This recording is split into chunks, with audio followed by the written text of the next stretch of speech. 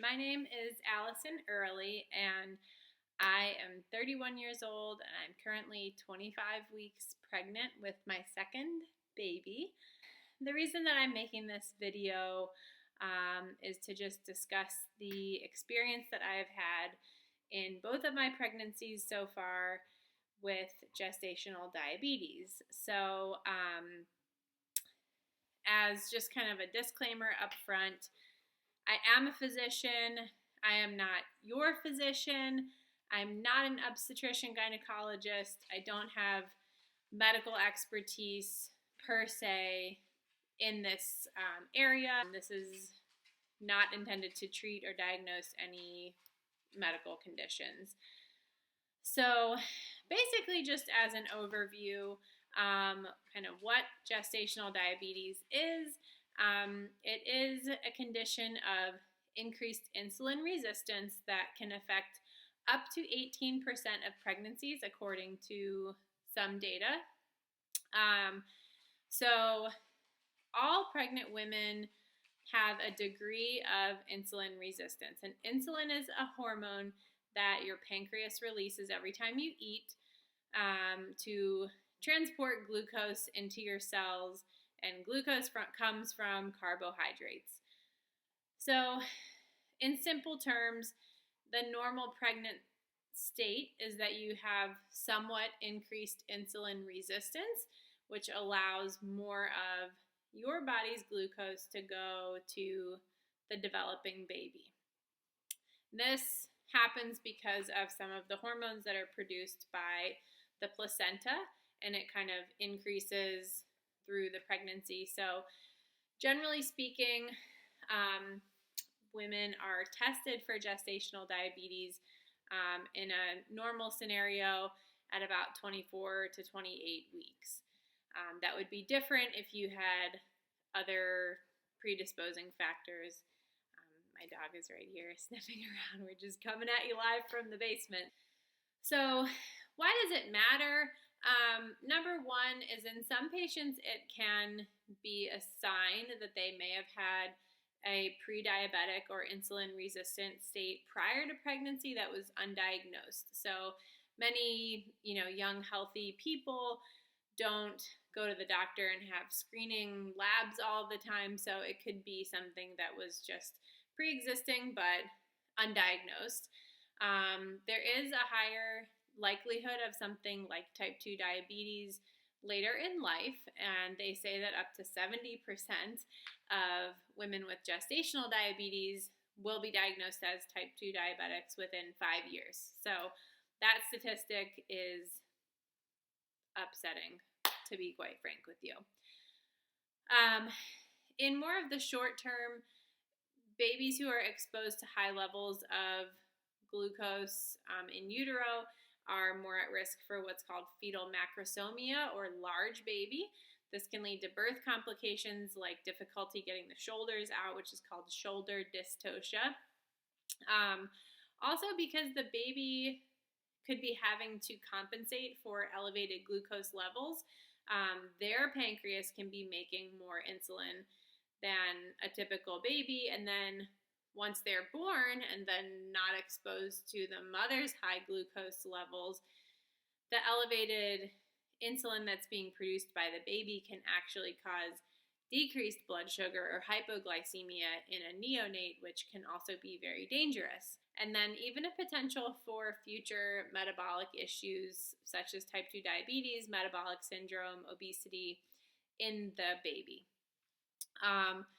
So for all these reasons, it was very upsetting for me to receive this diagnosis, which was unexpected in my last pregnancy.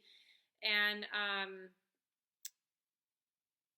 it took a long time for me to really process it in a number of ways. I think first it was almost like going through the stages of grief. I immediately was crying when I got off the phone with the person who called and told me my test results. I was in denial about it. I thought it must be because I eat really healthy and I never eat 50 grams of or 100 grams of glucose all at once. So I thought it must be that my body's just not used to that kind of a load, and I don't really have gestational diabetes. And then there was kind of a period of seeking any information that I could find. I think that was for a couple reasons, one of which being that I do have some medical knowledge, so I was trying to brush up on what I did know about it, which, I mean, honestly wasn't that much, but I wanted to read like the medical literature about this and find out exactly what I was dealing with. The other reason is that, unfortunately, in my last pregnancy, when I got the diagnosis, it was a Friday. It just kind of was dropped on me like a bomb, and they said, we're going to refer you to a specialist and we'll fax that over on Monday, and then you should be hearing from them. So that was like all I knew time. So I remember last time it was in November. It was like right after Thanksgiving. And they were like, well, we want you to see the specialist, but, you know, the holidays are coming up and we've got busy schedules and days off and stuff. So they gave me an appointment in mid-January that was like 6 weeks later. I was really actually very upset because I was coming from a place of it. I was a resident, and in our residency, we if patients needed to be seen, we just had to see them, and you had to stay late, and you had to squeeze more people in, and we didn't just say, sorry, it's the holidays, so you're just going to have to like deal with it until we have time to see you. I didn't have any information about anything, and I just felt like they really left me hanging. So that's not the situation this time, and I'm not trying to blame anybody, but I'm explaining sort of why I emotionally had a hard time dealing with the diagnosis at first. So anyway, I spent that whole weekend reading as much as I could, thinking I will never, ever eat another carbohydrate again in my entire life.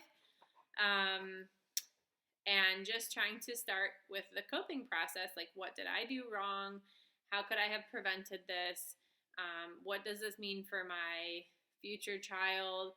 I had ideas prior to that I might have wanted to have a fully natural birth with no epidural or anything, and everything I was reading was kind of saying that the odds of that were getting smaller. So anyway, that's just kind of framing my emotional state. So then you begin the process of they will prescribe you a glucose meter, and you have to start pricking your finger and checking your blood sugar fasting. So first thing in the morning before you eat or drink anything, and then within 1 to 2 hours after every meal. And you'll get a meal plan that you're supposed to follow, and you are supposed to record all of your blood sugar readings, what you're eating, and it becomes this whole experiment of like, if I eat this, what does my blood sugar do? If I exercise, what does my blood sugar do? If I eat this as a bedtime snack, what's my fasting blood sugar going to be? So, because I've always been interested in health and nutrition, it was really not that difficult for me to figure out what to eat to keep my post-meal blood sugars within the target ranges. That was pretty simple. But I really struggled with my fasting blood sugar, and so that was kind of the bane of my existence for the rest of my pregnancy. So your fasting blood sugar can be difficult to control in some people, because even if it's low blood sugar or normal range when you go to bed, some people release glucose from their liver overnight, and then you can have an elevated blood sugar in the morning. So as I went on through pregnancy, for a while I was kind of able to stave off having to go on medication. I started exercising after dinner, and I started doing different things to try to keep my fasting blood sugar down, and it was just kind of hovering like right on the borderline of where they wanted it. So in the end, I did end up having to go on metformin, which is an oral medication before bed. And then at the very end, the metformin wasn't quite keeping me where they wanted it to, so then I had to use insulin, which is an injection, before bed. So all of this was a really strange experience for me in a lot of ways, because I've been fortunate not to ever have really had any chronic medical conditions before.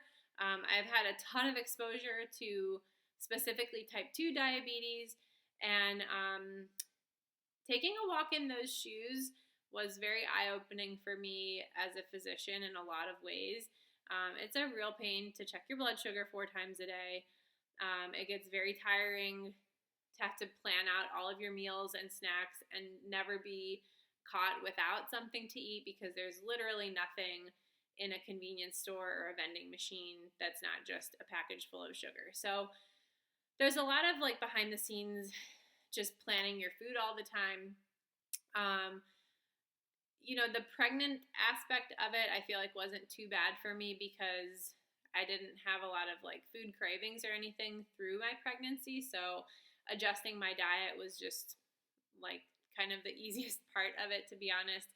I think that in a way, just sort of making the decision one time that I wasn't going to eat certain foods, I didn't have to make that decision every single day at every single meal. I just didn't eat that stuff anymore. So the diet itself wasn't that big of a deal. The emotional part was really difficult. And as the weeks went on, it's like you can get used to anything. So as the weeks went on, it became more of a routine. So this time around, it is very much more expected that I was going to have gestational diabetes again. I was kind of hopeful that I wouldn't, but I did fail the 1-hour glucose test. So that was a decision that my doctor and I made, that I would just do the screening test. And if I failed, there was no reason to go through the 3-hour test again, because obviously that's just the way my body is during pregnancy. If you have gestational diabetes, I think it's number one, the best thing you can do is educate yourself. You may or may not agree with the conventional diet and advice that's given to you.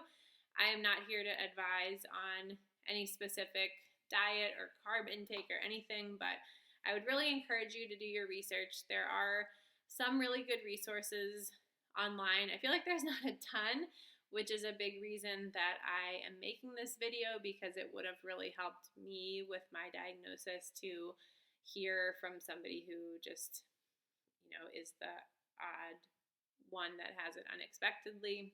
It was really important to me to know that I was not diabetic before pregnancy. I had had blood work done just as part of my job for my health insurance, and I had a normal hemoglobin A1C before I was pregnant the first time. After I delivered, at my 6-week checkup, I did another glucose challenge. So much fun. And that time, everything was normal. So it was truly limited to just while I was pregnant.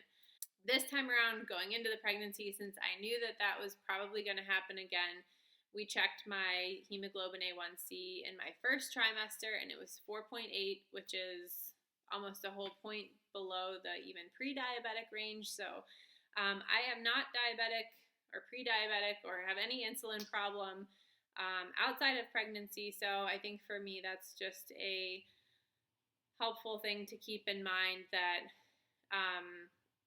hopefully I won't be one of the people who ends up with type 2 diabetes within 5 years.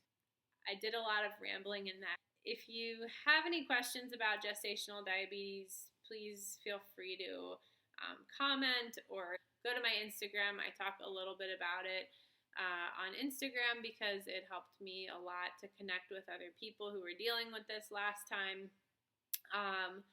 So I hope that's somewhat helpful to somebody, even if it's just commiserating and saying that you felt the same way as I did.